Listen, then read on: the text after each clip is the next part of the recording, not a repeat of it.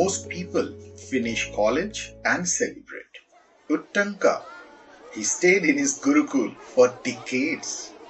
He was the guy who stayed after lecture to ask a quick question that lasted literally 45 minutes. When it was finally time to graduate, his guru's wife, Ahalya, decided to give him the ultimate exit interview. She didn't want a world's best teacher mug. She wanted the earring of Queen Madhyanti.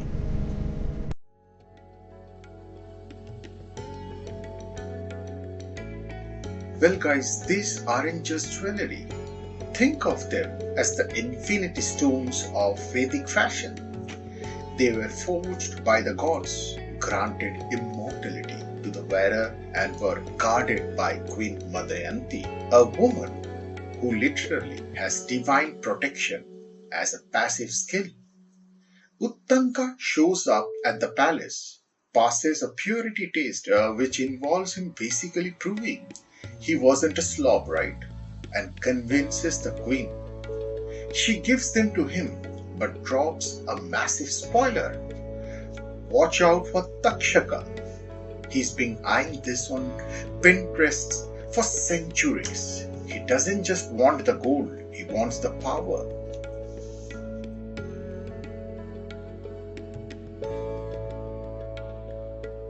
Now guys, let's talk about Takshaka. He isn't just a snake. He is the king of the Nagas, a master of disguise, and the same guy who eventually assassinates King Parikshit. He is the ultimate mythological grifter.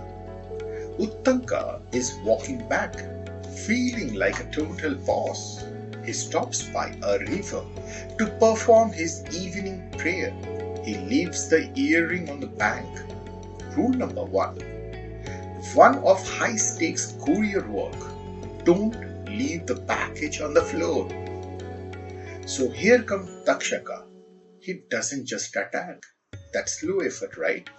He disguises himself as a naked beggar. Because let's be real, nobody wants to make eye contact with a naked beggar. While Uttanka is busy being spiritual and closing his eyes for a moment of mindfulness, Takshaka performs the ultimate yonk.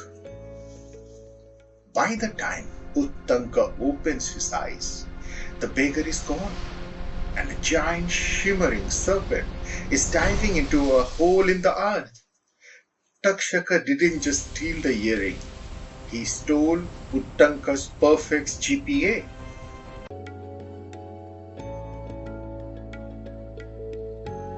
Now, what really happens is most people would cry.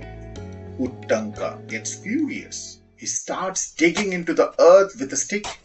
He's trying to manual labor his way into the center of the planet. Indra, the king of gods, sees this and thinks, this guy is so stubborn. It's actually embarrassing for the universe. So Indra sends a thunderbolt to blast a tunnel straight into the Naglok, the serpent kingdom. Uttanka marches in like he's the manager of the universe. He doesn't fight the snakes. He starts reciting high-level Vedic poetry at them. It's aggressive networking. The snakes are so overwhelmed by his sheer academic intensity that they hand over the earring just to get him to stop talking,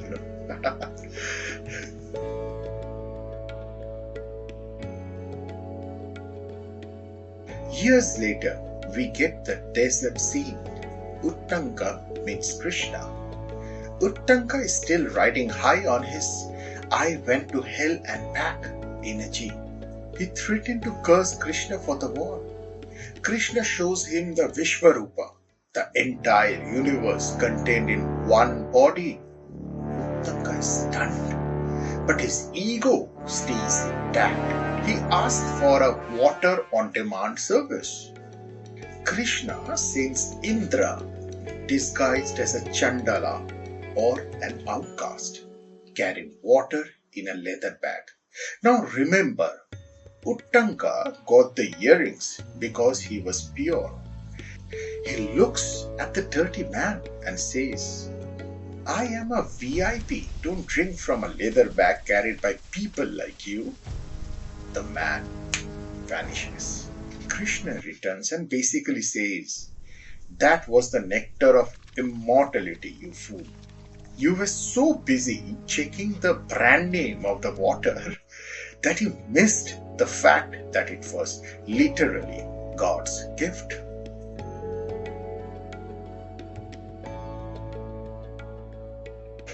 Uttanka is the quintessential high resolution failure. He could retrieve divine earring from the underworld, but he couldn't accept a drink of water from a fellow human. He represents the intellectual ego. He mastered the rules, dharma, but completely missed the spirit, that is the compassion. He was so focused on being untainted by the world that he became useless to it. He retrieved the earring, but he lost his soul. He followed the Guru's order, but he ignored the Guru's intent.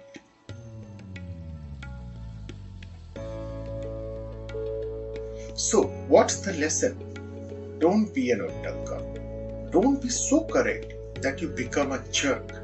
And definitely, don't let your ego steal your immortality. If you enjoyed this deep dive into the internal entropy of the human ego, do the righteous thing. Like this video unless you think you are too pure for engagement metrics. Subscribe to Entropy Reversed. It's the only way to ensure your intellectual earrings don't get swiped by a serpent king. And comment below.